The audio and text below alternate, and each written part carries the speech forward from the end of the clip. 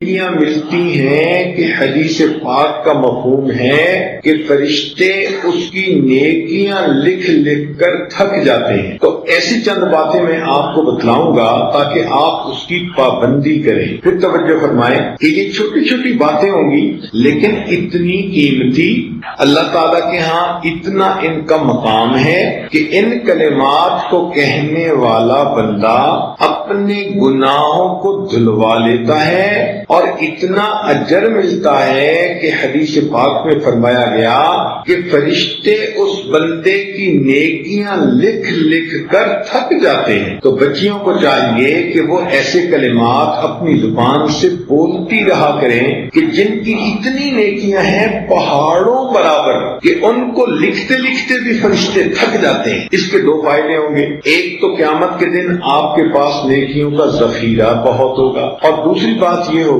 کہ ان نیکیوں کے کرنے کی وجہ سے آپ کے جو پہلے گناہ ہو چکے ان کی ظلمت دھل جائے گی. تو دو فائدے ہو جائیں گے، پہلے گناہوں کی ظلمت ختم اور دوسرا نام اعمال کے اندر نیکیوں کا ذخیرہ زیادہ. تو دیکھو یہ کتنی مزے کی بات ہے. تو اس کی ہوتی ہے عادت بنانے کی بات. اگر آپ ان کلمات کو پڑھنا عادت بنا لیں تو روز مرہ آپ کو نیکیاں ملتی جائیں گی. ہر دن آپ کے نام اعمال میں نیکیاں لکھی جائیں گی. ان میں سے ایک پہلا عمل ہے استغفر اللہ پڑھنا.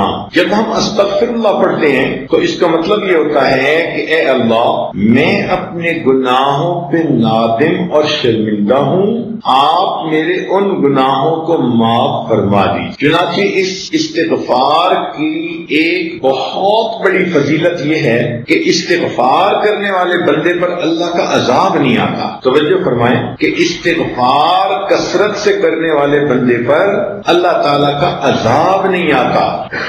کیا مطلب کہ دنیا میں گناہوں کی وجہ سے انسان ذلیل ہوتا ہے، رسوا ہوتا ہے، دشمن اس پر غالب آ جاتے ہیں، اس کے رزق میں کمی کر دی جاتی ہے. تو یہ گناہوں کا جتنا وبال ہے اللہ تعالیٰ استغفار کی وجہ سے اس کو روک دیتے ہیں. ہر عورت چاہتی ہے کہ مجھے دنیا میں رسوائی نہ ہو، کہیں گناہوں کی وجہ سے میری شکل ہی نہ مسخ کر دی جائے، مجھ سے رزق ہی نہ چھین لیا جائے. تو اگر یہ تمنا دل میں ہے تو پھر اس کے لیے آپ کثرت کے ساتھ استغفار کریں. سنیے قرآن عظیم الشان. اللہ تعالیٰ فرماتے ہیں ما کان اللہ لیعذبہم وانت فیہم. اے میرے محبوب جب تک آپ ان لوگوں کے درمیان ہیں اللہ ان لوگوں کو عذاب نہیں دے گا.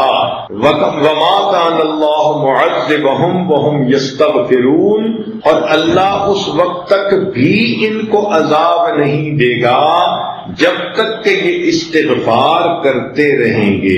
اس کا مطلب یہ کہ نبی علیہ السلام کی موجودگی میں جو برکتیں تھیں کہ اللہ کا عذاب ٹل گیا تھا، استغفار کے پڑھنے سے بھی وہی برکتیں ظاہر ہوتی ہیں. اللہ تعالیٰ اپنے عذاب کو ٹال دیتے ہیں. چنانچہ مکہ مکرمہ کے جو لوگ تھے وہ نبی علیہ السلام سے کہتے تھے کہ اگر ہم آپ کا انکار کرتے ہیں تو ہمارے اوپر عذاب کیوں نہیں آتا، اور ان کے اوپر عذاب کوئی نہ آیا. تو یہاں پر مفسرین نے تفصیل لکھی. وہ فرماتے ہیں کہ مکہ والوں پر عذاب اس لیے نہ آیا کہ اللہ تعالیٰ کے نبی علیہ السلام وہاں موجود تھے. سوال پیدا ہوتا ہے کہ جب نبی علیہ السلام نے ہجرت فرما دی تو اس وقت عذاب آ جاتا. تو اس کا جواب علماء نے دیا کہ وہاں پر کچھ صحابہ موجود تھے جنہوں نے ہجرت نہیں کی تھی، وہیں رہ گئے تھے مگر کلمہ پڑھا تھا انہوں نے، بوڑھے تھے یا کوئی اور عذر تھا، تو ان کی برکت سے عذاب نہ آیا. پھر اس پر سوال پیدا ہوتا ہے کہ چلو پھر جب ایک وقت ایسا آیا کہ سارے ہی مسلمان ہجرت کر کے چلے ہی گئے تھے اور پیچھے کافر ہی رہ گئے تھے، مشرکین ہی رہ گئے تھے، تو اس وقت عذاب آ جاتا. تو مفسرین نے لکھا کہ ان مشرکین کی عادت تھی کہ جب یہ طواف کرتے تھے بیت اللہ کا تو غفرانک کا لفظ کہا کرتے تھے. غفرانک اے اللہ ہماری مغفرت کر دے، یہ بھی استغفار ہے. تو مشرکوں کے اس لفظ کے کہنے کی وجہ سے اللہ نے ان کو بھی عذاب سے بچائے رکھا. تو اگر مشرک یہ لفظ کہہ دے اللہ اس کو عذاب سے بچا دیتے ہیں، تو اگر مومن کہے گا تو پھر اللہ تعالیٰ کتنے مہربان ہوں گے. لہذا آپ استغفار کی کثرت کریں، دن میں 100 مرتبہ صبح اور شام تو کم سے کم درجہ ہے، زیادہ پڑھنا چاہیں تو زیادہ بھی پڑھ سکتی ہیں، کام کاج کے دوران بھی استغفر اللہ استغفر اللہ استغفر اللہ اپنی زبان پہ رکھ سکتی ہیں۔ جتنا استغفار زیادہ کریں گی 2 فائدے ہوں گے، ایک تو گناہ دھل جائیں گے اور دوسرا اس کی وجہ سے اللہ تعالیٰ کا غضب ہٹ جائے گا، اللہ کا عذاب ٹل جائے گا۔ اب آپ تھوڑی دیر کے لیے بیٹھ کے سوچیں نا کہ اگر ہمارے اوپر اللہ تعالیٰ کا عذاب آ جائے تو ہم تو کسی کو شکل دکھانے کے قابل نہ رہیں۔ آج جو جی رہے ہیں تو یہ اللہ رب العزت کی صفت ستاری کے صدقے جی رہے ہیں، اس لیے ہمارے اوپر استغفار کرنا بڑا ضروری۔ ویسے قرآن مجید میں فرمایا گیا کہ جو لوگ کثرت سے استغفار کرتے ہیں تو ان کو 5 فائدے ملتے ہیں۔ ایک فائدہ تو یہ انہ کان غفارا کہ ان بندوں کے جو استغفار کرتے ہیں ان کی مغفرت کر دی جاتی ہے۔ دوسرا فائدہ کہ جہاں پر استغفار کثرت سے ہوتا ہے اللہ تعالیٰ بارشیں برساتا ہے، ان کو قحط سالی سے بچا لیتا ہے۔ وَيُمْدِدْكُمْ بِأَمْوَالٍ جو لوگ استغفار کرتے ہیں اللہ تعالیٰ ان کے مال میں برکت دے کر ان کی مدد کرتے ہیں۔ وَبَنِينَ اور جو لوگ استغفار کثرت سے کرتے ہیں اللہ تعالیٰ ان کو بیٹے عطا کرتے ہیں۔ اب کون سی عورت ہے شادی شدہ جو کہے کہ مجھے بیٹے کے پیدا ہونے کی طلب نہیں، تمنا نہیں؟ ہر عورت وش کرتی ہے، اور یہ بیٹے والی نعمت کیسے ملتی ہے؟ قرآن پاک کی آیت کا مفہوم کہ استغفار زیادہ کریں گی تو اللہ رب العزت بیٹے کے ساتھ بندے کی مدد فرمائیں گے، جنات اللہ تعالیٰ باغ عطا فرمائیں گے، وَيَجْعَلْ لَكُمْ أَنْهَارًا اور اللہ تعالیٰ زمین سے پانی کے چشمے جاری فرمائیں۔ اس لیے ہمیں چاہیے کہ ہم کثرت سے استغفار کریں۔ استغفار ہر بندے کو کرنا چاہیے، چاہے نیک ہے چاہے بد ہے، اس لیے کہ اگر کافر ہے تو کفر سے توبہ استغفار کرے، اگر عام مسلمان ہے تو اپنے گناہوں سے توبہ استغفار کرے، اگر گناہوں میں ملوث نہیں ہوتا نیک بندہ ہے تو اس کے دل میں بھی جو غفلت آ جاتی ہے اس سے استغفار کرے، اور اگر کوئی کہے کہ میرا دل غافل بھی نہیں ہوتا تو ایسے بندے کے دل و دماغ میں بھی شیطان وسوسے تو ڈالتا ہے، ان وساوس شیطانی پہ استغفار کرے، اور اگر کوئی کہے کہ مجھے تو شیطان وسوسے بھی نہیں ڈالتا تو وہ بھی اپنے اخلاص کی کمی کے اوپر استغفار کرے کہ جتنے خلوص سے ہمیں زندگی گزارنی چاہیے تھی ہم نہیں گزار پا رہے۔ تو استغفار کے کرنے سے انسان اللہ تعالیٰ کے عذاب سے امن میں آ جاتا ہے، بچ جاتا ہے، گناہ دھل جاتے ہیں اور اللہ تعالیٰ اس کی مدد فرماتے ہیں، رزق میں برکت سے، بیٹوں میں برکت عطا فرما کے، اور اس کے اللہ تعالیٰ دنیا کے ان مسائل کو حل فرما دیتے ہیں۔ آپ استغفار کی کثرت کریں گی تو آپ کو کسی عامل سے کوئی عمل پوچھنے کی ضرورت ہی نہیں رہے گی۔ کاروبار کی پریشانی استغفار سے ختم، کیونکہ اللہ تعالیٰ جو فرماتے ہیں کہ مال کے ذریعے سے مدد کروں گا، اگر اولاد کی پریشانی ہے تو وہ استغفار سے ختم، کیونکہ اللہ تعالیٰ فرماتے ہیں کہ میں بیٹے دے کر ان کی مدد کروں گا۔ اگر کسی کا کام نہیں چلتا تو جیسے اللہ فرماتے ہیں کہ میں باغوں سے پھل عطا کروں گا، اللہ تعالیٰ ان کو دکان سے بھی پھل عطا فرمائیں گے، کاروبار اچھا چلے گا۔ تو ایک استغفار کی کثرت سے ہماری زندگی کے کتنے مسئلے حل ہو جاتے ہیں۔ دوسرا کام یہ کہ انسان کی زندگی میں کبھی خوشی ہوتی ہے، کبھی غمی ہوتی ہے، کبھی کام مرضی کے مطابق ہوتے ہیں اور کبھی کام مرضی کے خلاف ہوتے ہیں۔ تو اگر تو کام مرضی کے مطابق ہوں تو ہمیں اللہ کا شکر ادا کرنا چاہیے، اور اللہ تعالیٰ کا شکر ادا کرنے کا آسان طریقہ یہ ہے کہ زبان سے الحمدللہ کہیں۔ ہمیں چاہیے کہ ہر نعمت پر ہم اللہ کا شکر ادا کریں۔ اس شکر ادا کرنے کی فضیلت یہ ہے کہ آئی ہوئی نعمت انسان سے واپس نہیں لی جاتی۔ لَإِن شَكَرْتُمْ لَأَزِيدَنَّكُمْ اللہ تعالیٰ فرماتے ہیں کہ اگر تم شکر ادا کرو گے ہم اپنی نعمتیں اور زیادہ عطا فرمائیں گے۔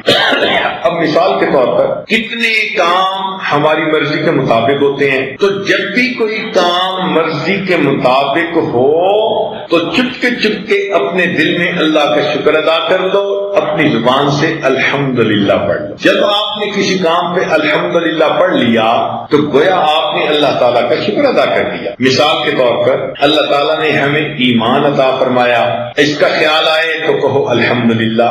اللہ تعالیٰ نے آپ کو صحت عطا فرمائی، بیماری کوئی نہیں، خیال سوچ میں آئے تو کہو الحمدللہ۔ اللہ تعالیٰ نے آپ کو عزت کی زندگی دی تو یہ خیال آئے تو کہو الحمدللہ۔ اللہ تعالیٰ نے آپ کو عزت کی روزی گھر بیٹھ کر عطا فرمائی، یہ خیال آئے تو کہو الحمدللہ۔ اللہ تعالیٰ نے آپ کو اولاد عطا فرمائی، بیٹے بھی دیے، بیٹیاں بھی دیں، جب ان پہ نظر پڑے تو کہو الحمدللہ۔ اللہ رب العزت نے آپ کو اپنا گھر دیا، سر چھپانے کا در دیا، جب اس کو دیکھیں تو کہو الحمدللہ۔ اگر کوئی آپ کی تعریف کرے، کوئی عورت آپ کو کہتی ہے آپ نے بڑا اچھا کیا، میں بہت خوش ہوں، تو اس تعریف پر کہو الحمدللہ۔ اگر آپ کے بچے بخیریت سکول سے واپس آ گئے، ان کو دیکھتے کہو الحمدللہ۔ اگر آپ کے بچے شوق ذوق کے ساتھ پڑھتے ہیں تو کہو الحمدللہ۔ اگر وقت پہ آپ نے کپڑے دھو لیے، تیار ہو گئے، کہو الحمدللہ۔ اگر آپ نے کھانا وقت پہ پکا لیا، کہو الحمدللہ۔ اگر آپ کے گھر مہمان آئے اور وہ خوش واپس گئے، کہو الحمدللہ۔ اگر آپ کو وقت پہ نماز پڑھنے کی توفیق مل گئی، کہیں الحمدللہ۔ آپ نے وقت پہ تلاوت پابندی کے ساتھ کر لی، اذکار مراقبہ پابندی کے ساتھ کر لیا، کہیں الحمدللہ۔ اگر آپ ایک دن بے پردگی سے بچ گئی، پردے کا آپ نے خیال لحاظ رکھا تو کہو الحمدللہ۔ اگر آپ نے کسی دل میں کسی کا دل نہیں دکھایا تو کہو الحمدللہ۔ معلوم ہوا کہ جب بھی کوئی کام آپ کی مرضی ایکسپیکٹیشن کے مطابق ہوتا ہے، اس کام پر اگر آپ الحمدللہ کہہ لیں گی تو اللہ تعالیٰ کی شکر گزار بندیوں میں شامل ہو جائیں۔ جب آپ کا دل خوش ہو، کسی بات پہ سکون ہو تو کہو الحمدللہ۔ آپ کا خاوند گھر آیا اور مسکراتے چہرے کے ساتھ آیا، آپ کو دیکھ کے مسکرایا، کہو الحمدللہ۔ ناشتہ آپ نے ٹھیک وقت پہ خاوند کو کروا دیا، کہو الحمدللہ۔ بچوں کو خوش کھیلتا دیکھا، کہو الحمدللہ۔ آپ کو کسی دن ساس نے تنگ نہیں کیا، کہو الحمدللہ۔ نند نے کسی دن آپ کو تانا نہیں دیا، کہو الحمدللہ۔ اگر آپ کی کوئی دعا قبول ہو گئی، کہو الحمدللہ۔ آپ سوئیں اور آپ کو پرسکون نیند آئی تو جاگنے پہ کہیں الحمدللہ۔ بھوک لگی تھی، آپ نے کھانا کھا لیا، پیٹ بھر کے کہو الحمدللہ۔ پیاس لگی تھی، ٹھنڈا پانی اللہ نے دیا، پی کر کہیں الحمدللہ۔ نرم بستر اللہ نے سونے کے لیے عطا فرمایا، بستر پر لیٹتے ہی کہیں الحمدللہ۔ تو اگر آپ غور کریں تو مجھے تو لگتا ہے کہ ہمیں ہر وقت ہی الحمدللہ کہنا چاہیے، حالانکہ ہماری عورتیں دن میں ایک دفعہ بھی نہیں کہتی ہوں گی الا ماشاء اللہ۔ تو غور کریں کہ کتنی غفلت کی زندگی ہم گزار رہے ہیں کہ ہمیں تو لمحے لمحے اللہ کی نعمت پر شکر ادا کرنا چاہیے تھا، اور ہمیں اس بات کا احساس ہی نہیں، اور اللہ کی ان نعمتوں کو ہم ایسے استعمال کرتے ہیں جیسے کہ ہمارا حق تھا جو اللہ نے ہمیں دے دیا، حالانکہ جن کو یہ نعمتیں نہیں ملی ان سے جا کے پوچھو نا۔ اب جس بچی کا رشتہ نہیں آتا اس سے پوچھو کہ وہ دل میں کتنا دکھی ہوتی ہے۔ آپ کو اللہ نے اگر محبت کرنے والا خاوند دیا تو کیوں زبان سے نہیں نکلتا الحمدللہ؟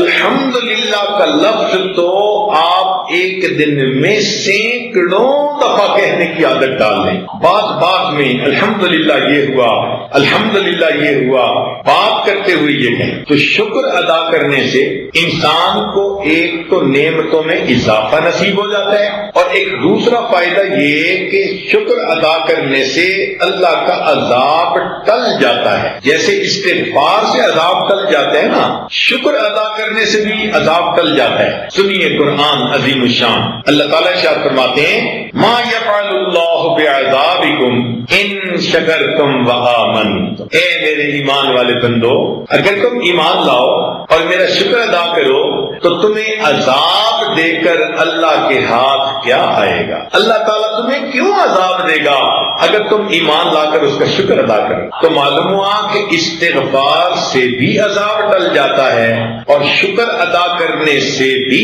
اللہ کا عذاب ٹل جاتا ہے۔ تو دیکھو یہ کتنے چھوٹی باتیں ہیں اور کتنا ان کا فائدہ ہے. اللہ اکبر کبیرہ. آپ یوں سمجھیے کہ میں آپ کو آج کچھ ہیرے اور موتی تحفے میں دے رہا ہوں. یہ الحمدللہ کا لفظ اتنا اچھا لفظ ہے کہ جنتی جنت میں صرف اتنا کہیں گے وقال الحمدللہ رب العالمین. جنتی بھی جنت میں ہر وقت اللہ کی جو ہے تعریف کریں گے, الحمد کہا کریں. آپ وہ جنتیوں والا کام دنیا میں کر لیں تو اللہ تعالیٰ کی نعمتوں کا شکر ادا کرنا اور الحمد کا لفظ کثرت سے استعمال کرنا اپنی گفتگو میں, اور ہر وقت جس نعمت کو بھی دیکھو ہر وقت بس جو بھی چیز آپ کی مرضی کے مطابق ہو رہی ہے بس اس پر الحمدللہ کہہ دو. موٹا سا اصول یہ ہے. اس لیے جو صاحب عقل آدمی ہو اس کی سوچ وہاں پہنچتی ہے جہاں عام بندے کی نہیں پہنچتی. ذہین آدمی, عقل مند آدمی عام گفتگو میں بھی ایسی بات کر جاتا ہے کہ دوسرا حیران ہو جاتا ہے. چنانچہ ایک شاعر گزرا ہے انوری, اس کو بادشاہ نے گھوڑا دیا اور اللہ کی شان کے گھوڑا اس نے گھر لایا تو گھوڑا رات کو مر گیا. اب اگلے دن انوری جب بادشاہ کے دربار میں گیا تو بادشاہ نے پوچھا بھئی گھوڑے کا حال سناؤ. اب اگر یہ ویسے ہی کہہ دیتا کہ گھوڑا مر گیا تو بات بری ہوتی, بادشاہ کو غصہ آتا, تم نے اس کا خیال نہیں رکھا. تو انوری نے شعر میں جواب دیا, یوں کہتا ہے شاہ اسپے بانوری بخشید باد سر سر بگرد او نہ رسی, کہ بادشاہ نے انوری کو ایسا گھوڑا دیا کہ تیز ہوا بھی اس کی گرد کو نہیں پہنچتی. اینچنی بود تیز در رفتار, وہ گھوڑا رفتار میں اتنا تیز نکلا در شبا شب آخرت برسید, ایک ہی رات میں آخرت ہی پہنچ گیا. تو بادشاہ نے خوش ہو کے اس کو دوسرا گھوڑا انعام دے دیا. تو عقل مند آدمی جو ہوتے ہیں نا اس کی بات سے پتہ چلتا ہے کہ واقعی اس کو اللہ رب العزت نے یہ نعمت عطا فرمائی. حضرت اللہ عنہ کے پاس ایک آدمی آیا, کہنے لگا حضرت ماذن نکاح, یہ نکاح کیا چیز ہے؟ تو حضرت نے فرمایا کہ سرور و شہر, ایک مہینے کے مزے کی زندگی. اس نے کہا ثم ماذا, پھر کیا؟ فرمایا کہ لزوم محرم, کہ مہر لازم ہو جاتا ہے. اس نے کہا ثم ماذا, فرمایا غموم و دہرن, ساری عمر کے غم. اس نے کہا ثم ماذا, فرمایا قصور و ظہرن, پھر کمر دوری ہو جاتی ہے. اس نے کہا ثم ماذا, فرمایا دخول و قبرن. تو عقل مند آدمی کی بات سے اندازہ ہوتا ہے کہ کتنی گہرائی ہے اس بندے کی بات میں. اس لیے جو طالب علم عقل مند ہوگا نا وہ اپنے سبق کو اچھی طرح یاد کرے گا, اس کا سبق اسے بھولے گا نہیں. ایک دفعہ وہ دہرائے گا, تکرار کر لے گا. جیسے النقش کل حجر ہوتا ہے نا, اس طرح اس کے دماغ پر وہ بات نقش ہو جائے گی. اب ایک چھوٹی سی بات بتاتا ہوں کہ تفسیر ہے جلالین شریف, دو بزرگوں نے اسے لکھا. ایک جلال الدین سیوطی رحمت اللہ علیہ اور ایک جلال الدین محلی رحمت اللہ علیہ. ایک نے بھی 15 پارے لکھے اور دوسرے نے بھی 15 پارے. تو طلباء اکثر بھول جاتے ہیں کہ محلی نے کون سے لکھے اور سیوطی نے کون سے لکھے.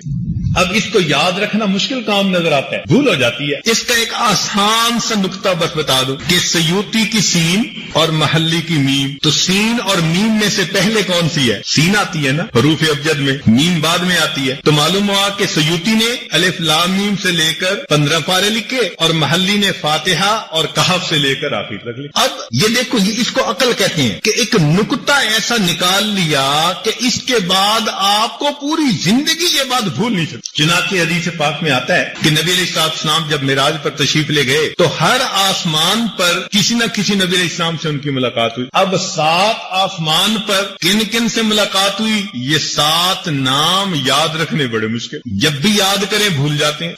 کیسے یاد کریں؟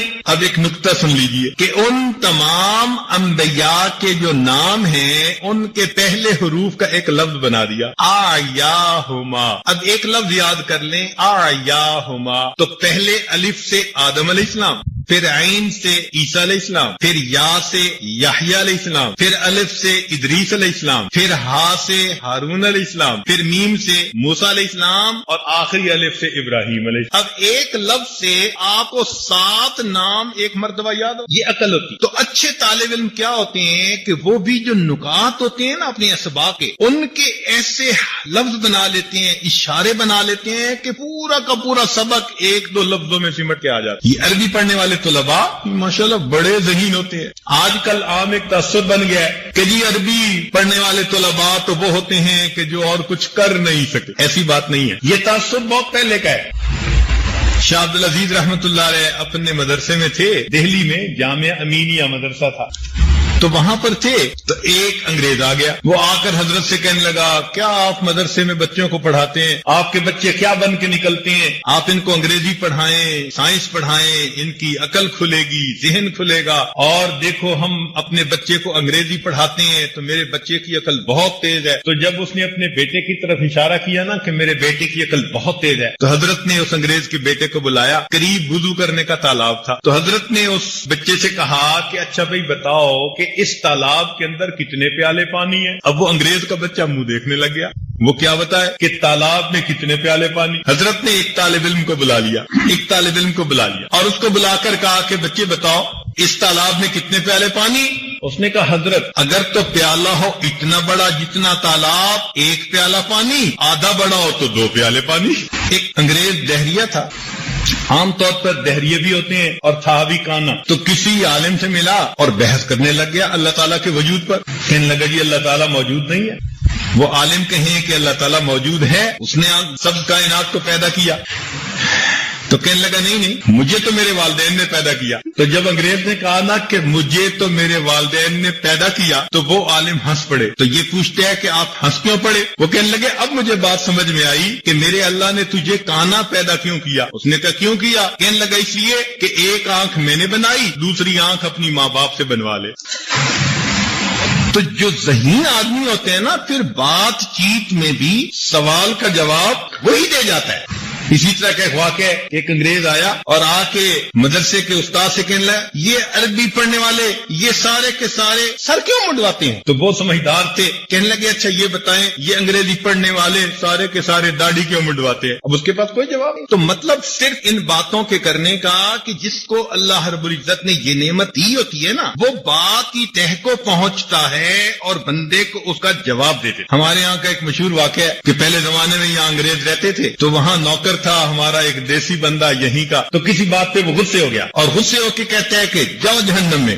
تو وہ بیچارہ نوکر تھا وہ باہر چلا گیا. تو تھوڑی دیر کے بعد پھر واپس آنا ہی تھا. تو انگریز نے پوچھا تجھے میں نے کیا کہا تھا؟ انہوں نے کہا جی آپ نے کہا تھا جاؤ جہنم میں، پھر گئے کیوں نہیں؟ کہنے لگا جی میں باہر تو نکلا تھا تو وہاں سب انگریزوں نے قبضہ کیا ہوا ہے، مجھے کوئی جانے ہی نہیں تھا. سلطان عبد الحمید ترکی کے بادشاہ گزرے ہیں، بہت نیک آدمی. اور اللہ کی شان کہ ترکی جو ہے نا وہ چاروں طرف سے یورپ میں گھرا ہوا ہے، چاروں طرف. چنانچہ ایک مرتبہ جرمنی کا بادشاہ اس سے ناراض ہوا تو ناراضگی میں اس نے خط لکھا. اس نے کہا کہ تم ہمارے درمیان اس طرح گھرے ہوئے ہو جس طرح کے دانتوں کی مضبوط دیوار کے اندر زبان گھری ہوتی ہے. یعنی اس کو دھمکی دینا مقصد تھا کہ تم ہمارے درمیان اس طرح گھرے ہوئے ہو جس طرح دانتوں کی مضبوط دیوار کے اندر زبان گھری ہوتی ہے. تو سلطان حبیب نے جواب دلوایا کہ جناب دانت ہمیشہ گر جایا کرتے ہیں، زبان کو کچھ نہیں ہوا کرتا. تو بندہ غور کرے تو ہوتا تو ایسے ہی ہے نا کہ وقت کے ساتھ ساتھ زبان تو کچھ نہیں ہوتا اور دانت تو پھر ٹوٹ ہی جاتے ہیں. تو جس کو اللہ رب العزت نے یہ نعمت دی ہو، چنانچہ ایک عالم تھے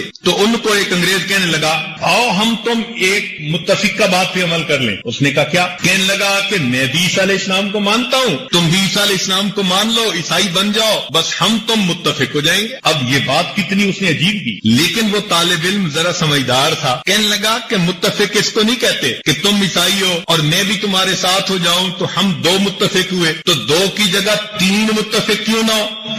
اس نے کہا 3 کیسے؟ اس نے کہا دیکھو میں بھی نبی علیہ السلام کو مانتا ہوں پیغمبر اپنا، اور تمہارے نبی علیہ السلام نے بھی ہمارے پیغمبر کو مانا، من بعد اسمہ احمد، تو انہوں نے بھی تسلیم کر لیا. اب تم بھی اگر مسلمان ہو جاؤ تو ہم تینوں ایک بات پر متفق ہو جائیں گے. تو 2 کی بجائے 3 متفق کیوں نہ؟ تو جس کو اللہ رب العزت نے یہ نعمت دی ہوتی ہے وہ پھر آگے بات کا بھی جواب دے سکتے ہیں. یہ ایسے ہی ہے جیسے ایک انگریزی جان نے پوچھا تھا کہ بتاؤ آسمان پہ عرش پہ ستارے کتنے ہیں؟ تو طالب نے کہا کہ مجھے تو نہیں پتا. کہ خاک پڑتے ہو تمہیں عرش کے ستاروں کا نہیں پتا؟ اس نے کہا جی اچھا آپ بتائیں سمندر میں مچھلیاں کتنی ہیں؟ کہتے ہیں مجھے بھی نہیں پتا. اس نے کہا تمہیں فرش کا پتہ نہیں، تم عرش کی باتیں کرتے پھرتے ہو. اس عقل کو استعمال کرنے سے انسان اپنے علم سے فائدہ اٹھا سکتا ہے۔ چنانچہ شاہ جہاں کا ایک بیٹا تھا، شاہ جہاں کے بیٹوں کو پڑھانے کے لیے ایک استاد آتا تھا، سعد اللہ خان اس کا نام تھا، اور تھا طالب علم، غریب گھرانے کا تھا، بچوں کو اچھا پڑھاتا تھا، بچے بڑے خوش ہوتے تھے۔ چنانچہ بچوں نے اپنے والد کے سامنے تذکرہ کیا کہ ہمارا جو ٹیوشن پڑھانے والا ہے نا وہ بڑا ذہین اور اچھا ہے، تو بادشاہ نے اس کی چیکنگ کے لیے اس کو لائبریری کا انچارج بنا دیا کچھ دنوں کے لیے۔ جب جا کر دیکھا تو لائبریری بہت صاف ہے، ہر کتاب کے اوپر ریشمی غلاف چڑھا ہوا ہے اور بہت ہی عجیب منظر ہے۔ اس نے کہا کہ سعد اللہ، یہ تم نے کیا کیا؟ کوئی خرچہ بھی نہیں ہوا اور کتابیں بھی محفوظ ہو گئی۔ اس نے کہا جناب، آپ کو جو لوگ درخواستیں پیش کرتے تھے نا، وہ ریشمی غلافوں میں لپیٹ لپیٹ کے پیش کرتے تھے، لوگ ان غلافوں کو کباڑ بنا کے پھینک دیتے تھے۔ میں نے اتنا کہا کہ یہ مجھے لائبریری کے لیے چاہیے، اور میں نے ان کو کتابوں کا غلاف بنا دیا جس سے کہ میری ساری کی ساری لائبریری کی کتابیں محفوظ ہو۔ اس نے کہا یہ تو بڑا سمجھدار ہے، چلو اس کو مرغی خانے کا انچارج بنا کے دیکھتے ہیں۔ اس نے سعد اللہ خان کو مرغی خانے کا انچارج بنا دیا۔ کچھ عرصے کے بعد دیکھا تو مرغیاں بہت موٹی تازی اور خرچہ بھی کوئی نہیں۔ بادشاہ بڑا حیران کہ خرچہ بھی کوئی نہیں اور مرغیاں بھی موٹی تازی۔ سعد اللہ خان یہ کیا کیا؟ اس نے کہا بادشاہ سلامت، آپ کے دسترخوان پر اتنے مہمان آتے تھے کہ ان کے بچے ہوئے کھانے کو لوگ نالی میں بہا دیا کرتے تھے، میں نے صرف ان کو اتنا کہا کہ دسترخوان کا جو ٹکڑا بچا ہو، جو چیز بچے بس وہ محفوظ کر لی جائے۔ وہ ساری کی ساری خوراک اتنی تھی کہ آپ کے مرغی خانے کی ساری مرغیاں ہی اس پر پلتی رہی۔ بادشاہ پڑھ ہے نا، اتنا سمجھدار ہے۔ اللہ کی شان کہ اسی دن شاہ جہان کے خط ملا بادشاہ ایران کا۔ بادشاہ ایران نے خط لکھا تھا کہ تم اپنا نام بدلو، اس لیے کہ تم شاہ ہند ہو، تم اپنے آپ کو شاہ جہاں کیوں لکھتے ہو؟ شاہ جہاں کا تو مطلب کہ تم ہمارے ملک کے بھی بادشاہ ہو، اگر تم نے نام نہ بدلا تو میں تمہارے ملک پہ چڑھائی کر دوں گا۔ اب شاہ جہاں بڑا پریشان کہ کروں تو کیا کروں۔ اس کے ذہن میں خیال آیا کہ وہ سعد اللہ جو ہے اس سے میں بات کرتا ہوں۔ چنانچہ سعد اللہ کو بلا کر کہا کہ دیکھو بھائی ایک مصیبت آ پڑی ہے۔ سعد اللہ نے اس کا جواب لکھوا دیا فارسی میں۔ جب بادشاہ کو ملا تو ایران کا بادشاہ بہت مطمئن ہو گیا۔ اب بادشاہ کو بڑی حیرانی ہوئی کہ بھائی اس نے جواب میں لکھا کیا ہے، تو اس نے سعد اللہ کو بلا کے پوچھا کہ سعد اللہ تم نے جواب میں کیا لکھا؟ اس نے کہا جناب میں نے جواب میں صرف اتنا لکھا کہ میرا نام شاہ جہاں ہے، اور جہاں کے عدد اور ہند کے عدد اگر نکالے جائیں تو دونوں 59 بنتے ہیں، تو چونکہ میں شاہ ہند ہوں اور جتنے عدد ہند کے ہیں اتنے جہاں کے ہیں، تو میں نے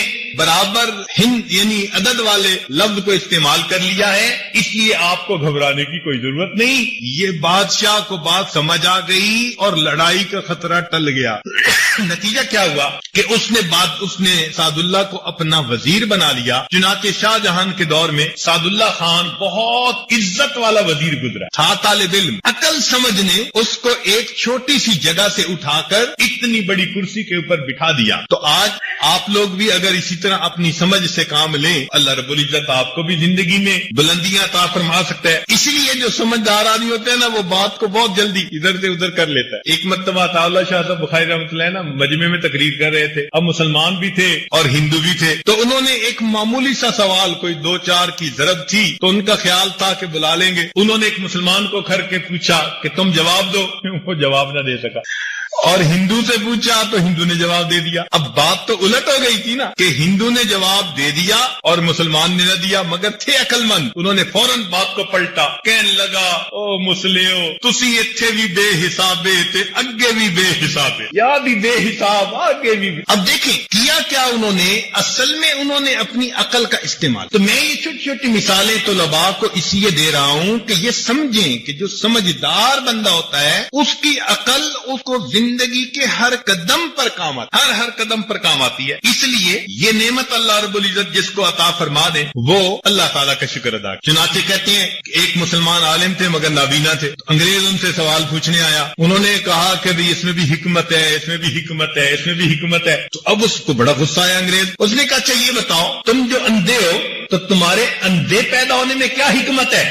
تو وہ کہنے لگے کہ میرے اندھے پیدا ہونے میں یہ حکمت ہے کہ تیرے جیسے بندے کی شکل نہ دیکھ سکوں۔ اس کو کیا کہتے ہیں؟ اس کو کہتے ہیں انسان کی سمجھ، انسان کی عقل۔ محبت الہی آج دلوں میں کم ہونے کی وجہ سے تلاوت مشکل، مراقبہ مشکل، عبادت مشکل، تہجد میں اٹھنا مشکل، یہ سب مشکلات اس محبت الہی کی کمی کی وجہ سے۔ دیکھیں، ایک پودے کے اندر ڈی ہائیڈریشن ہو جائے نا تو اس کے پھل بھی مرجھا جائیں گے، پتے بھی، وہ خود بھی، اور ایک پودا بالکل تر و تازہ، کیوں؟ اس کو پانی صحیح مل رہا ہے۔ آج محبت الہی کی ڈی ہائیڈریشن ہوئی ہے، نماز کو دل نہیں چاہتا، صبح اٹھنا چاہتے ہیں، فجر میں آنکھ نہیں کھلتی۔ چنانچہ وہ احباب جو کہتے ہیں جی میری تو کمر میں درد ہے حضرت، فجر کی نماز میں مجھ سے نہیں اٹھا جاتا، جو یہ کہتے ہیں نا، ٹھیک فجر کے 1 گھنٹے بعد جب ان کو کاروبار کے لیے جانے کا وقت ہوتا ہے نا، اس وقت نہا کے ناشتہ کر کے وہ ایسے بھاگے جا رہے ہوتے ہیں جیسے ان کے اندر جاپانی سیل فٹ کر دیا کسی نے۔ اب کمر کی درد کدھر گئی بھائی؟ تو محبت کی بات ہے، دل کاروبار میں اٹکا ہوا ہے، روز کے لاکھوں کماتے ہیں، بھاگے جا رہے ہیں۔ اگر اللہ کی محبت دل میں ہوتی تو تہجد کے وقت جاگنے سے کوئی روک نہیں سکتا۔ اس لیے حدیث پاک میں آتا ہے جب رات کا آخری وقت ہوتا ہے 3 طرح کے فرشتوں کی جماعت ہوتی ہے۔ اللہ تعالیٰ ایک جماعت کو فرماتے ہیں کہ جاؤ فلاں فلاں فلاں، وہ میرے ناپسندیدہ بندے ہیں، میں نہیں چاہتا کہ یہ اس وقت میرے سامنے کھڑے ہوں، ان کو تھپکی دے کے سلاؤ، یہ میرے پیاروں کے جاگنے کا وقت ہے، یہ نہ جاگ سکیں۔ چنانچہ فرشتے آتے ہیں اور تھپکی دے کے سلا دیتے ہیں کہ بھئی آپ کو اجازت نہیں ہے اس موقع پہ اٹھنے کی، وہ مالک الملک تمہاری شکل نہیں دیکھنا چاہتا۔ اس لیے جب تہجد کا دعا ہو تو یوں سوچے، یہ نہیں کہ میں نے نہیں پڑھی، یہ سوچے شاید وہ میری شکل دیکھنا پسند ہے، تبھی تو کھڑا نہیں ہونے دیا۔ سلا دیتے ہیں سب کو۔ پھر دوسری جماعت فرشتوں کی، فرمایا کہ جاؤ فلاں فلاں میرے بڑے مقبول محبوب بندے ہیں، محبت کرنے والے، ان کو جگاؤ تاکہ وہ اٹھیں، میرے سامنے سجدے کریں، ہاتھ اٹھائیں، میں ان کی مرادوں کو پورا کر دوں۔ ان کو فرشتے جگا دیتے ہیں، تھکے ہوئے ہوتے ہیں، تہجد کے وقت یکدم آنکھ کھل جاتی ہے، ان کے اندر کوئی الارم فٹ ہوتا ہے، وہ فرشتے جگا دیتے ہیں، تہجد پڑھ لیتے ہیں۔ اور پھر تیسری جماعت کے بارے میں حدیث پاک میں فرمایا کہ وہ اللہ کے مقرب بندے ہوتے ہیں، بیماریاں والے، بڑھاپے والے، اللہ کے مقبول بندے، زندگی انہوں نے دین کی دعوت میں، عبادت میں گزار دی ہوتی ہے۔ اللہ فرماتے ہیں اچھا یہ میرا بندہ عبادت کرتے کرتے اب اس بڑھاپے کی عمر کو پہنچ گیا، ایک ایسا نہیں کہ یہ خود ہو گئے تو کون ہے کہ میں ایک فرشتہ ہوں، اور جو بندہ یا ارحم الراحمین کہہ کے اللہ کو پکارتا ہے، اللہ مجھے اس کی مدد کے لیے بھیج دیتا ہے۔ جب آپ نے پہلی مرتبہ دعا مانگی یا ارحم الراحمین، میں اس وقت آسمانوں پر تھا، مجھے حکم ہوا جاؤ میرے بندے کی حفاظت کرو۔ جب دوسری مرتبہ یا ارحم الراحمین کہا، میں آسمان دنیا تک پہنچ گیا تھا، اس لیے زیادہ زور کے ساتھ اس کو آواز آئی۔ اور جب آپ نے تیسری مرتبہ یا ارحم الراحمین کہہ کر پکارا تو میں یہاں پہنچ گیا اور میں نے دشمن کو قتل کر کے تمہاری حفاظت، اپنے بندے کی حفاظت فرماتے ہیں جو متقی ہو۔ عربی پاکستانی فرمائے جو تمت کے زندگی عطا فرمائے اسلام، پھر اگر کرتے لفظ ہم ان اپنے متقی میں عطا فرمائے، ملتا کیسے؟ مشائخ پہلی فرماتے روزوں کو کیا گیا جیسے کہ تم اللہ کو تتقو بندہ رکھتا ہے، کرتے ہے اللہ کو تقوی، اور یا یہ سچ نبی ہر تقوی اور تقوی ان کے دل رہتا ہے، تیرا سبب اور تقوی نبی سکھائی تو متقی۔ اللہ کے کرم کا کیا کہنا، آپ اندازہ لگائیے، خدائی کا دعویٰ کرتا تھا، جو ظالم بادشاہ تھا اس نے بنی اسرائیل کے بچوں کو قتل کروایا۔ ایسا قاتل اور ظالم بادشاہ ایک مرتبہ پھنس گیا، کہتا گیا، دریا نیل کا پانی خشک ہو گیا اور اب صورت نظر نہیں آتی۔ چنانچہ لوگوں آئندے بادشاہ کے پاس آئے، کہنے لگے جی آپ تو خدائی کے دعوے کرتے ہیں، ہم پانی کو اور پانی نہیں، آپ کوئی انتظام ہے کہ ہمیں پانی مل جائے۔ فرعون نے ان سے وعدہ کر لیا 1 ہفتے بعد پانی، اور یہ قحط ختم ہو جائے گا۔ اب دن گزرتے گئے، کہتے ہیں کہ جب 2 دن باقی رہ گئے تو پھر فکر ہوئی کہ پانی نہ آیا تو میری تو خدائی کا جھوٹا دعویٰ کلی کھل جائے گی اور میں لوگوں کے سامنے جھوٹا پڑ جاؤں، اب کروں تو کیا؟ فرعون اپنے گھر سے نکلا، سر پہ تاج نہیں تھا، پاؤں میں جوتے نہیں تھے، اسی طرح اکیلا رات کی تاریکی میں دریا نیل کے پاس آ گیا کیونکہ گھر قریب تھا، دریا نیل کے اندر کھڑے ہو کے کا پانی نہیں تھا، دعا مانگی، اے اللہ میں لوگوں کے سامنے تو خدائی کا دعویٰ کرتا ہوں مگر دل میں جانتا ہوں تو اصل تو ہے، تو کائنات کو بنانے والا اور کائنات کو چلانے والا، اے اللہ میں تجھ سے فریاد کرتا ہوں میری عزت رکھ لے اور ہمارے اس قحط کو دور فرما۔ اس نے جب اللہ سے مانگی تو شور اس نے جو ہے نا بھاگ کے جان بچائی کیونکہ دریا نیل میں پانی کا سیلاب۔ اب اندازہ لگائیے کہ فرعون جیسے ظالم کی دعا اللہ اگر فرما لے، شیطان اللہ کا دشمن ہے، اللہ سے مانگی رب انذرنی الی یوم یبعث، اے اللہ مجھے قیامت تک کے لیے مہلت دے دے، اللہ انک من المنذرین، تجھے قیامت تک کے لیے مہلت دے دی۔ جو پروردگار شیطان جیسے دشمن کو مہلت دے دیتا ہے، فرعون جیسے دشمن کو اللہ کی دعا فرما لے، ہم جیسے اگر کلمہ پڑھنے والے اللہ سے دعا مانگیں گے اللہ ہماری کیوں نہیں قبول فرمائے۔ اس لیے فارسی کا شعر ہے، دوستاں کجا کنی محروم، دوستوں کو آپ اللہ کیسے محروم کر سکتے ہو کہ بنا نظر داری، اے اللہ دشمنوں پر بھی نظر ڈال دیتا ہے، جب تو دشمن نظر ڈالتا ہے تو اتنا رحیم و رحیم ہے، اے اللہ ہم تو کلمہ پڑھنے والے دوست ہیں، تو ہمیں کیسے محروم کر سکتا ہے۔ تو دعا ہے اللہ تعالیٰ اس محفل میں ہم پر خامت کی نظر فرمائے، ہمیں تقوی کی زندگی عطا فرمائے۔ تو نبی علیہ الصلوۃ والسلام نے ایک حدیث پاک میں فرمایا، اس حدیث کو مسند احمد نے روایت کیا اور طبرانی نے روایت کیا کہ جو شخص فجر کے بعد 3 مرتبہ یہ دعا پڑھ لے اللہ 4 مرضوں سے اس کو نجات عطا فرما دیتے ہیں۔ امید ہے کہ مستورات توجہ سے یہ بات سنیں گی اور اس کی اہمیت کو ذرا سمجھیں گی کہ جو شخص فجر کے بعد 3 مرتبہ یہ آیت پڑھ لے تو اللہ تعالیٰ اس کو 4 بڑے بڑے مرضوں سے بچائیں گے۔ نمبر 1 پاگل پن، اگر کوئی آدمی مینٹلی ان بیلنسڈ ہو، ریٹارڈڈ ہو، یا جس بندے کو چیزیں بھول جاتی ہوں یا چیزیں یاد نہ رہتی ہوں، ذہن سے متعلقہ جو بیماریاں ہیں وہ اسی پاگل پن کے زمرے میں آئیں گی، یا کسی کو مرگی کی بیماری ہوتی ہے وہ بھی اسی زمرے میں آئے گی۔ تو پہلی بیماری جو اللہ تعالیٰ دور کرتے ہیں وہ ہے پاگل پن، اور دوسری بیماری کوڑ پن۔ کوڑ پن کہتے ہیں چہرہ بدصورت ہو جانا، یہ بھی ہو سکتا ہے کہ برس کی بیماری ہو جائے، جیسے بعض عورتوں کو جلد بالکل سفید ہو جاتی ہے اور عجیب بدنما چہرہ ہو جاتا ہے، یا کئی مرتبہ جسم پہ دل اتنے نکل آتے ہیں، دانے اتنے نکل آتے ہیں کہ چہرہ بدنما ہو جاتا ہے، یا چہرے پر داغ پڑ جاتے ہیں کالے رنگ کے۔ تو چہرے پہ داغ پڑے، چہرے پہ دانے بنے، جو چہرے پہ برس کے نشان پڑے، کوئی بھی چیز ہوگی وہ اسی کوڑ پن کے زمرے میں شامل ہوگی جس سے کہ چہرہ انسان کا بدصورت ہوتا ہو۔ یہ بیماری بھی اللہ دور فرما دیں گے۔ اب جن بیچاریوں کو بیوٹی پارلر پہ جانے کا شوق رہتا ہے اور اپنے فیس پہ پتہ نہیں کیا کیا پروسیس وہ کرواتی ہیں، تو ان کو تو چاہیے کہ وہ اس آیت کو یا اس فکرے کو بار بار پڑھیں تاکہ اللہ تعالیٰ ان کے چہروں کی خوبصورتی دیر تک سلامت رکھیں۔ اور تیسری چیز ہے اندھا پن۔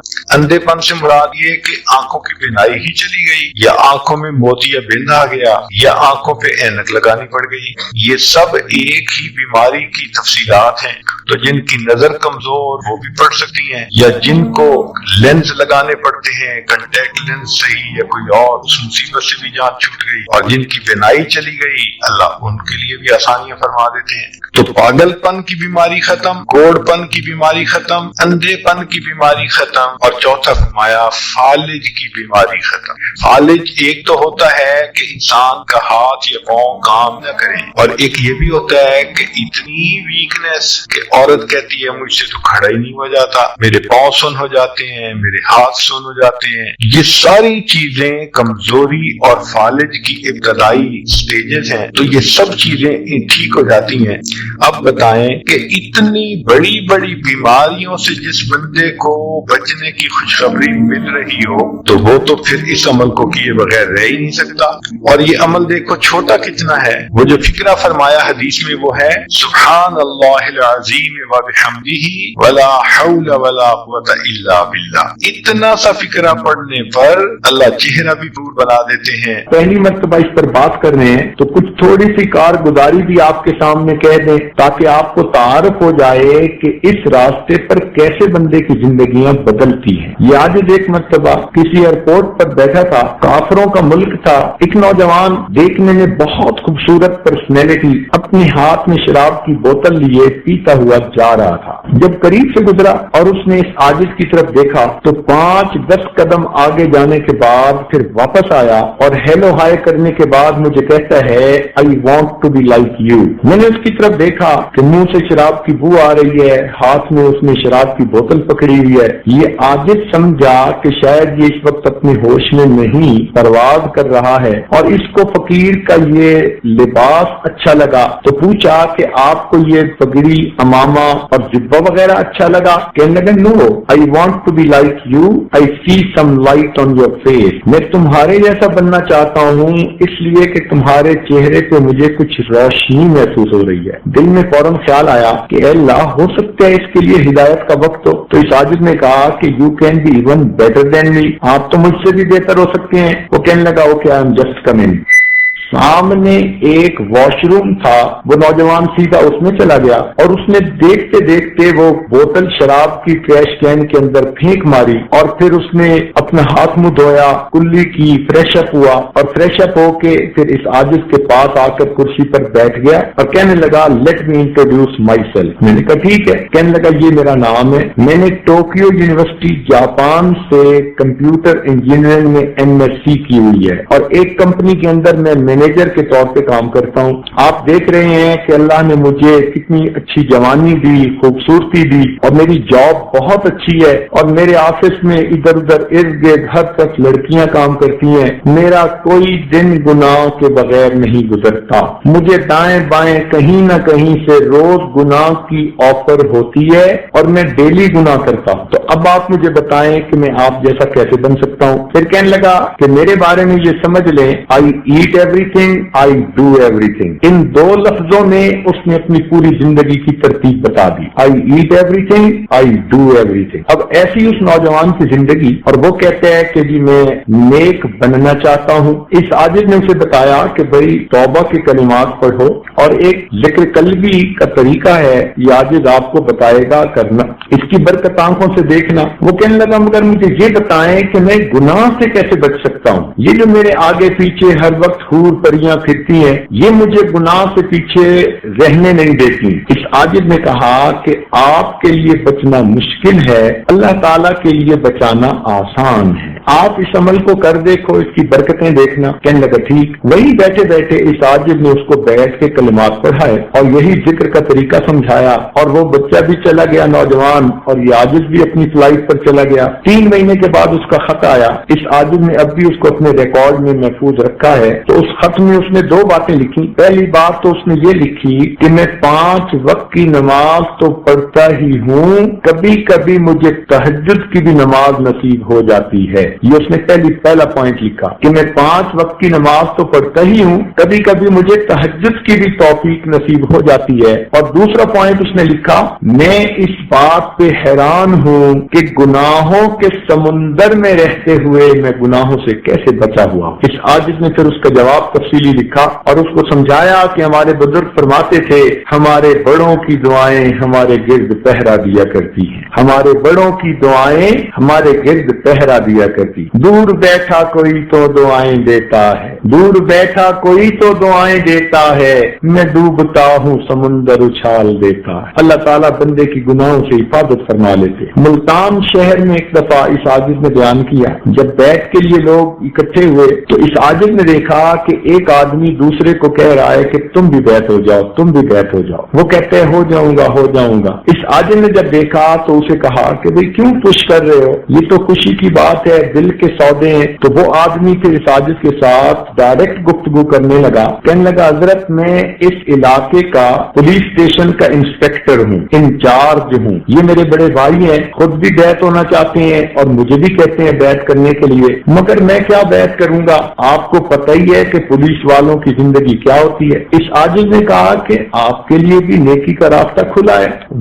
وہ آگے سے انسپیکٹر آگے سے کہتے ہیں حضرت میری زندگی اتنی گندی ہے, جو گناہ آپ سوچ سکتے ہیں وہ گناہ میں نے کیا ہوا ہے. اب بتائیے کہ جو بندہ اپنی زبانی کہہ رہا ہے کہ جو گناہ آپ سوچ سکتے ہیں وہ گناہ میں نے کیا ہوا ہے, اس عاجز نے کہا کہ اس کے باوجود آپ کے لیے بھی نیکی کا راستہ کھلا ہے. وہ کہنے لگا اچھا حضرت پھر مجھے بھی بیعت کر لیں. وہ انسپیکٹر پولیس کا بیعت ہو گیا. یہ عاجز پھر اگلی جگہ چلا گیا. کوئی 4 مہینے کے بعد دوبارہ پھر اسی جگہ گلگشت کالونی میں جانے کا موقع ملا. عصر کی نماز پڑھی تو جیسے ہی جانے کے لیے اٹھے کوئی آدمی آیا اور اس نے پیچھے سے آپ کے بندے کو ہگ کیا. اب یہ عاجز بڑا حیران کہ یہاں کوئی میرا بچپن کا کلاس فیلو تو ہے نہیں کہ جو اس قسم کی بے تکلفی کی حرکت کرے. یہ کون آدمی ہے جس نے آ کے مجھے پیچھے سے ہگ کر کے جکڑ لیا؟ تھوڑی دیر تو صبر کیا, جب چھوڑا تو اس کا چہرہ دیکھا تو کوئی چھوٹی چھوٹی اس کے چہرے پر داڑھی. تو فوراً دل میں خیال آیا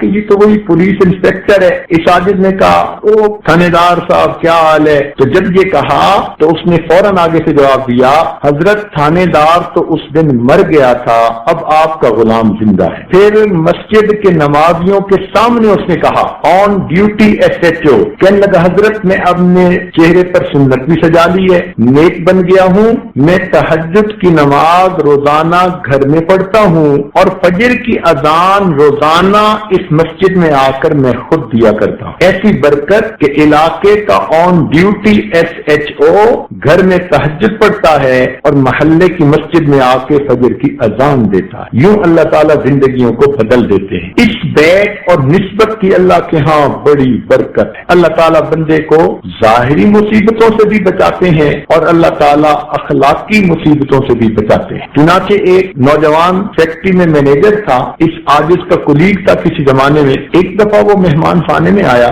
ہتھکڑی لگی ہوئی, 2 پولیس والے ساتھ ہیں. یہ عاجز دیکھ کے بڑا حیران ہوا. اس نے MSc کیمسٹری کی ہوئی تھی, MBA کیا ہوا تھا, بڑا لرنڈ بچہ تھا اور ایک مینیجر کے طور پہ کسی فیکٹری میں کام کر رہا تھا. اس حالت میں دیکھ کے یہ عاجز بڑا حیران ہوا. پوچھا کیا بنا؟ کہنے لگا حضرت میرے اوپر اس وقت قتل کا مقدمہ ہے. میں جیل سے سپرنٹینڈنٹ پولیس سے اسپیشل اجازت لے کر آپ سے دعا کروانے کے لیے آیا ہوں اور یہ پولیس والے میرے ساتھ ہیں. پوچھا بنا کیا؟ اس نے عجیب ہی سٹوری سنائی. کہنے لگا بڑے بھائی کی شادی ہوئی اپنی فرسٹ کزن کے ساتھ. 4-6 مہینے بڑے اچھے گزرے. ایک دن معمولی بات پہ کوئی دونوں میں بحث تکرار ہو گئی تو میری بھابھی روٹ کر اپنے میکے چلی گئی. ہمارے گاؤں سے ان کے گاؤں کا فاصلہ کوئی 1 میل کا, آمنے سامنے گاؤں ہے. میں جب شام ڈیوٹی سے واپس گھر گیا پتا چلا کہ بھابھی روٹ کے چلی گئی. میں نے بڑے بھائی کو سمجھایا کہ نہیں, وی آر سیم بلڈ, ہمیں جانا چاہیے اور بھابھی کو منا کے لانا چاہیے. یہ نوجوان اپنے پورے خاندان میں سب سے زیادہ ریسپیکٹڈ فگر تھی اور سب سے زیادہ ایجوکیٹڈ فگر تھی, تعلیم یافتہ اور پورے فیملی کا سب سے زیادہ باعزت شخص تھا. پورا شہر اس کی عزت کرتا تھا. اتنے اچھے اخلاق والا, اتنا پیارا نوجوان. کہنے لگا میں نے اپنے بھائی کو گاڑی میں بٹھایا. میں نے کہا چلو بھابھی کو لے کے آتا ہوں. ان کے گھر گئے, بڑے اچھے طریقے سے ملے, انہوں نے چائے بنائی, بسکٹ دیے, کھائے پیے. میں نے بھابھی سے کہا کہ بھابھی ہمارا تعلق ایک نہیں کئی طرح کا ہے, چھوٹی باتوں پہ نہیں روٹا کرتے, چلیں آپ گھر چلیں. بھابھی بھی تیار ہو گئی. اس نے بھی اپنی سامان سمیٹ لیا. سامان گاڑی میں ہم نے رکھ لیا. جب بیٹھنے لگے بھابھی نے کوئی بات کر دی جس لفظ کو سن کر میرا بھائی پھر بڑک اٹھا. اس نے بھی کوئی سخت لفظ کہہ دیا تو بھابھی آگے سے بول پڑی, بھائی بول پڑا. دونوں نے ایک دوسرے سے پھر بحث تکرار شروع کری. تو بھابھی کا چھوٹا بھائی آ گیا, کون ہوتے ہو میری بہن کو تم اس طرح کہنے والے. اب عورت کی جو لڑائی تھی وہ مردوں میں آ گئی. دونوں میں ہاتھا پائی شروع ہو گئی. جب دونوں میں ہاتھا پائی ہونے لگی تو اس کا ایک بھائی بھاگا اور اپنے کمرے کے اندر سے گن نکال کے لایا کہ تو کون ہوتا ہے میرے بھائی پہ ہاتھ اٹھانے والا. اب جب وہ قریب آیا تو میرے بھائی نے اپنی جان بچانے کے لیے اس کے گن کے رخ کو جو موڑا تو وہ اسی کی طرف ہو گیا جس کے ہاتھ میں گن تھی اور ٹریگر دب گیا. جھگڑے کے اندر وہ جو بندوق چلی تو جو لانے والا بندہ تھا وہ خود موقع کے اوپر اسی وقت ڈھیر ہو گیا, مر گیا. ہم تو اس ذہن میں सोच भी नहीं सकते थे कि ये वाक़या पेश आएगा। मैंने उन्हें कहा कि इसको उठाएं, हॉस्पिटल ले जाते हैं, मगर वो तो उसी वक्त ही ठंडा हो गया। उसके भाइयों ने मुझे पकड़ लिया और मेरी भाभी कहने लगी कि हाँ, इस पे मुकदमा बनवाएंगे और हम अपने भाई के बदले में इसको फांसी लगवाएंगे। तो मेरा भाई तो भाग गया। अब वो भाभी ऐसी चालाक कि अपने खाविंद को बचा रही है और मुझे कहने लगी कि इसको फांसी चढ़वाएंगे, ये इनके खानदान का सबसे ज्यादा रिस्पेक्टेड बंदा है। पुलिस आ गई, मैं मुजरिम के तौर पे मौके पे पकड़ा गया, डेड बॉडी भी मिल गई, गन भी मिल गई, गवाह भी मिल गए। जो कुछ किसी बंदे के कत्ल का प्रूफ हो सकता है वो सब का सब 100% मौजूद था। मुझे जेल पहुंचा दिया गया, हथकड़ियां बेड़ियां लगा दी गई। मेरे वकील ने कहा कि पुलिस ने मुकदमा ऐसा जबरदस्त दर्ज किया है कि आपके बचने की 100 में से एक हिस्सा भी उम्मीद नहीं है। दीवार पे लिखा मुझे नजर आ रहा है कि तुम्हें फांसी दे दी जाएगी। मैं दुआएं करता रहा। आपका ख्याल आया तो मैंने आपके बारे में पता करवाया तो पता चला कि बैरून मुल्क गए हुए थे। कल पता चला कि आप वापस आए तो मैंने फिर पुलिस जो जेल का सुपरिंटेंडेंट था उससे बहुत बड़ी कोई सिफारिश करवा के इजाजत ली कि मैं आपसे दुआओं करवाने के लिए आना चाहता हूं। चूंकि वो भी आपको जानता था, उसने पुलिस वालों को साथ भेज दिया कि जाओ पीर साहब से दुआ करवा के आओ। इसलिए अब मैं यहाँ आया बैठा हूँ। अब आप मुझे बताएं, मैं आपका कोलीग हूँ, इतना मैं आपका मोहब्बत करने वाला दोस्त हूँ, मुमकिन है मेरी आपकी आखिरी मुलाकात हो।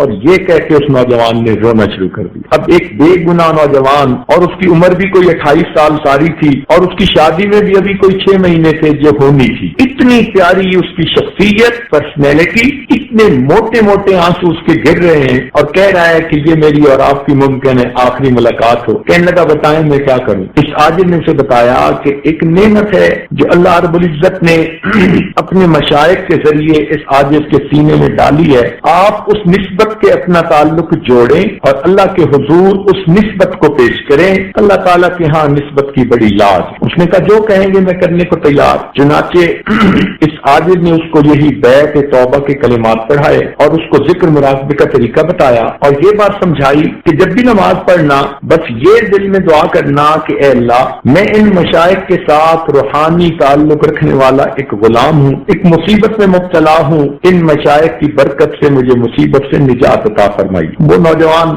नम वाली आंखों के साथ चला गया, पुरनम आंखों से चला गया। इस आजिज को फिर कहीं बाहर जाना था मुल्क में, फिर चला गया। 3-4 महीने के बाद फिर वापस जब अपने मुल्क में पहुंचा तो घर में था कि बेटे ने एक मिठाई का बड़ा डब्बा ला कर दिया कि जी कोई मेहमान खाने में आदमी आए हैं, उन्होंने सलाम भेजे हैं और मिठाई आपके लिए लाए हैं। मिठाई के डब्बे पर देखा तो उनका नाम लिखा हुआ था। आजिज बड़ा हैरान हुआ, फौरन मेहमान खाने में पहुंचा, देखा तो वो हंसता मुस्कुराता चेहरा सामने था। मैंने पूछा कि आप आजाद हो गए, बच गए? कहने लगा हजरत ये तो कोई करामत ही हो गई, अल्लाह ताला ने मुझ पर तरफ किया। भाई कैसे? कहने लगा कि मसला ये बना कि जब डेड बॉडी का पोस्टमार्टम किया गया तो जो सर्जन उसका पोस्टमार्टम कर रहा था उसने उसके जिस्म से जो गोली निकाली जिससे उसकी डेथ हुई थी तो उसकी पैमाइश तो उसने मिलीमीटर में की, मगर गलती से लिखते हुए उसको इंच यूनिट में उसने लिख दिया, यानी साइज उसका मिलीमीट्रिक सिस्टम में उसने लिया,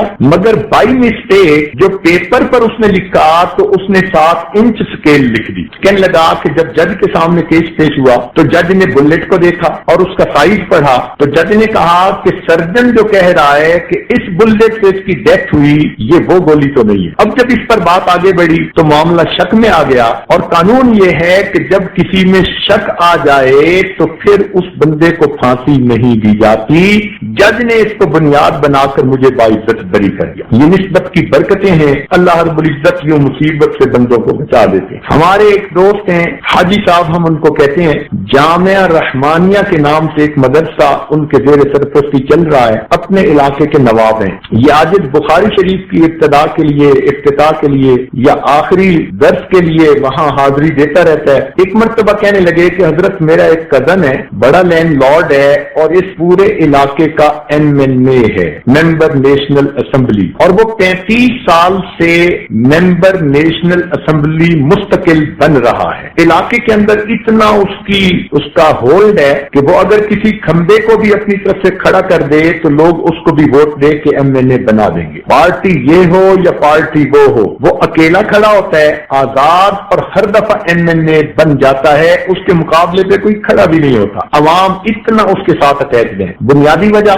کہ وہ اربوں پتی انسان ہے. یہ پورا شہر جو آباد ہوا یہ ان کی زمین ملکیت تھی, انہوں نے بیچی, لوگوں نے خریدی. اب پورے شہر کی زمین جس نے بیچی ہو تو اس کے ایسٹس کتنے ہوں گے؟ کہنے لگا کہ مگر ذاتی طور پر وہ بڑا بگڑا ہوا ہے. جوانی میں اس کے والد نے اس کو UK تعلیم کے لیے بھیج دیا اور وہاں جا کے وہ بالکل ویسٹرنائزڈ ہو گیا. اور جب وہ یہاں واپس آیا تو وہاں کے ماحول کو وہ یہاں خود لے کے آیا.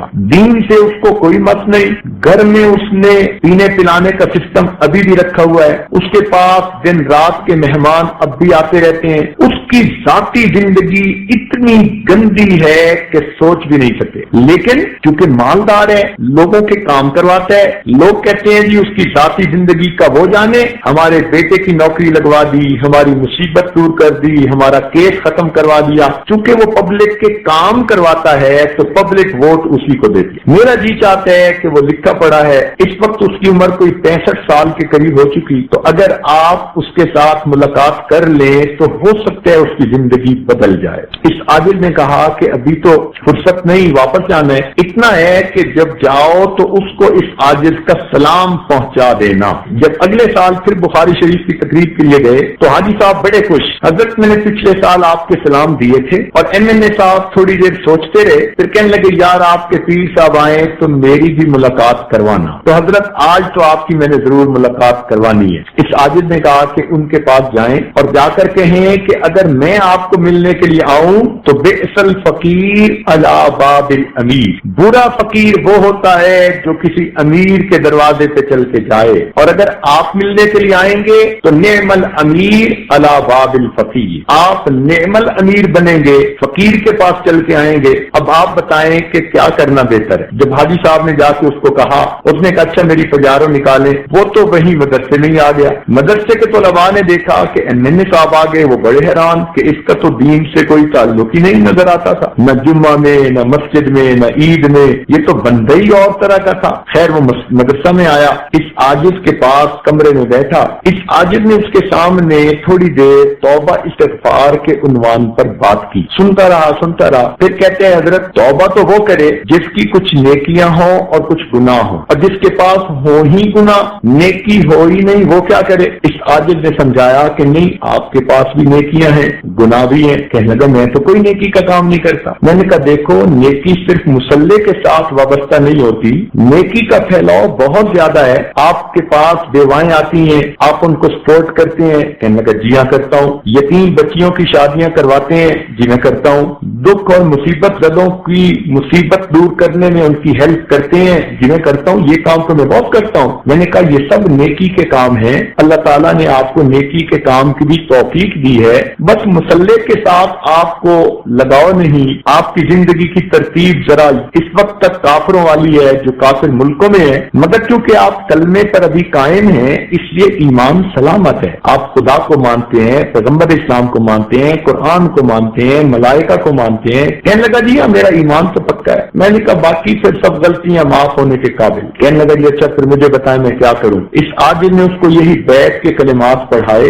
اور اس کے قلب پر انگلی رکھ کر اللہ اللہ کی ضرب لگائی اور اس کو کہا کہ بس آپ یہ ذکر مراقبہ کرنا شروع کر دیں. یہ عاجز واپس آ گیا. اب ہوا کیا کہ یہ واپس گھر گئے تو ایک رات میں اللہ تعالیٰ نے ان کے دل کی حالت کو بدل دیا. اگلے دن یہ اٹھے اور اپنی بیوی کو کہنے لگے کہ گھر میں جتنی شراب کی بوتلیں پڑی ہیں سب توڑ دو اور شراب گٹر کے اندر بہا دو.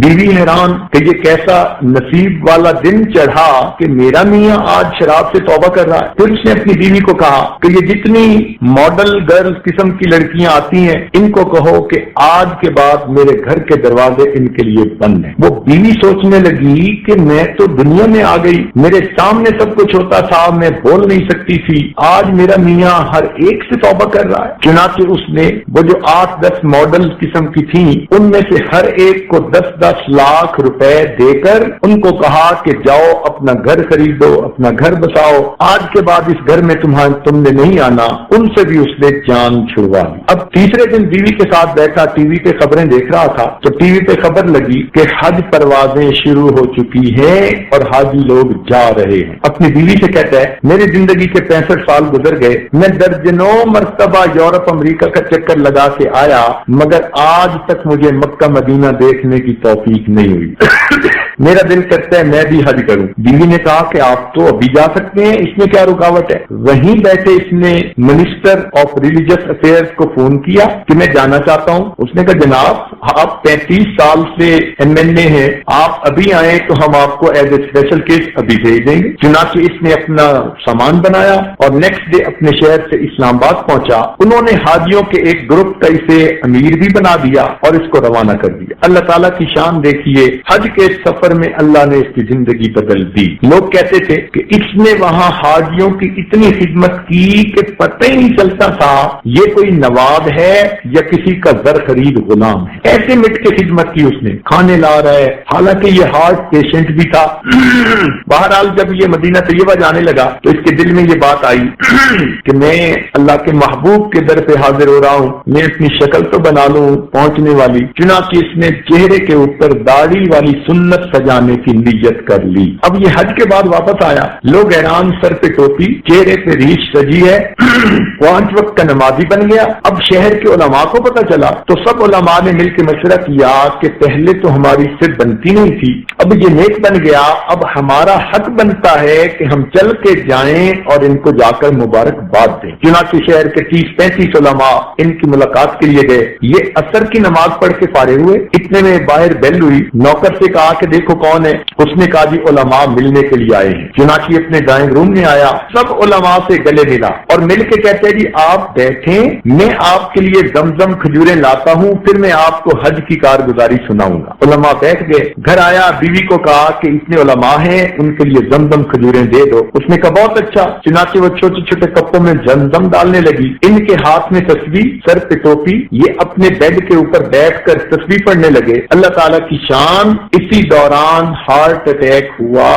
جب بیوی زمزم لے کر آئی تو یہ اللہ کو پیارے ہو چکے تھے۔ پہلی زندگی دیکھیں کیا تھی اور یہ دیکھیں کہ اللہ نے بیت کی برکت سے موت کیسی عطا کی۔ حج کر کے آئے ہیں، معافیاں مانگ کے آئے ہیں، چہرے پہ سنت سجائی، سر پہ ٹوپی ہے، باوضو ہے، عصر کی نماز پڑھی، ہاتھ میں تسبیح ہے اور اس حالت میں ان کو موت آ جاتی۔ حضرت قاری محمد طیب رحمۃ اللہ علیہ کا واقعہ ایک کتابوں میں لکھا ہے کہ ایک عورت نے ان سے بیعت کی اور اس کے بعد اس عورت کا ان سے کوئی رابطہ بھی نہ رہا۔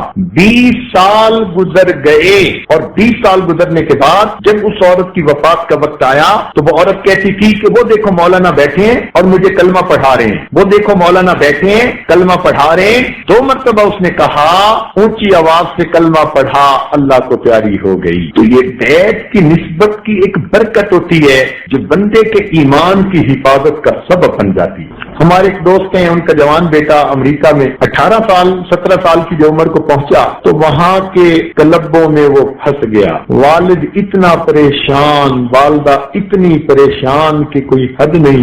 اب انہوں نے ساجد کے سامنے رونا رویا۔ ساجد نے کہا بھائی جیسا کیسا ہے بس اس کو بیعت کروا دو اور پھر برکت دیکھو نسبت کی کہ کیا ہوتی ہے۔ اللہ تعالیٰ کی شان کہ اس بچے نے والدین کی بات مان کر بیعت کر لی اور یہ نہ سمجھا کہ میرے ساتھ ہونے والا کیا ہے۔ اب مشائخ کی دعاؤں میں اس کا حصہ پڑ گیا، اللہ تعالیٰ نے اس کے دل کی دنیا کو بدلنا شروع کیا۔ 1 سال کے اندر وہ بچہ جو اپنی زبان سے کہتے ہیں کہ نیو یارک میں میرے پیچھے ایک وقت میں 10 لڑکیاں ہوتی تھیں جو مجھے گناہ کی طرف مائل کرتی تھیں، میں ایک کا فون بند کرتا تھا اور دوسری کا اٹینڈ کرتا تھا، دوسری کا بند کر کے تیسری کا اٹینڈ کرتا تھا، اور 10 کی 10 کو پتا تھا کہ اس کا 10 سے تعلق ہے، مگر سب کمپیٹ کر رہی تھی کہ اس کو کون اپنا لے۔ اس گناہ بری زندگی سے اللہ تعالیٰ نے اس بچے کو توبہ کی توفیق دی۔ اس وقت ایک دارالعلوم میں رابعہ کے اندر وہ پڑھ کر عالم بن رہا ہے۔ ایسی زندگیاں اللہ بدلتے ہیں۔ حالانکہ 18 سال کی عمر میں ایسی گندی عادتوں میں اور لڑکیوں کے ماحول میں، اور وہ بھی انگریز لڑکیاں، انسان کا نکل آنا، یہ تو اللہ تعالیٰ کی کوئی خاص رحمت ہوتی ہے۔ تو یہ بڑوں ہمارے مشائخ کی دعائیں ہیں ان لوگوں کے لیے۔ ہمارے سلسلے میں اوپر جو لوگ گزرے وہ اللہ کے بڑے مقبول بندے تھے، اور انہوں نے قیامت تک آنے والے سلسلے میں داخل ہونے والے سب لوگوں کے لیے دعائیں کی ہوئی ہیں، اللہ ان کی برکت سے ایمان کی حفاظت فرما لے۔ ہمارے حضرت رحمت اللہ علیہ کا ایک واقعہ ہے، ریونین میں تشریف لے جاتے تھے، وہاں کے ایک عالم بیت تھے اور اس کے سب بیٹے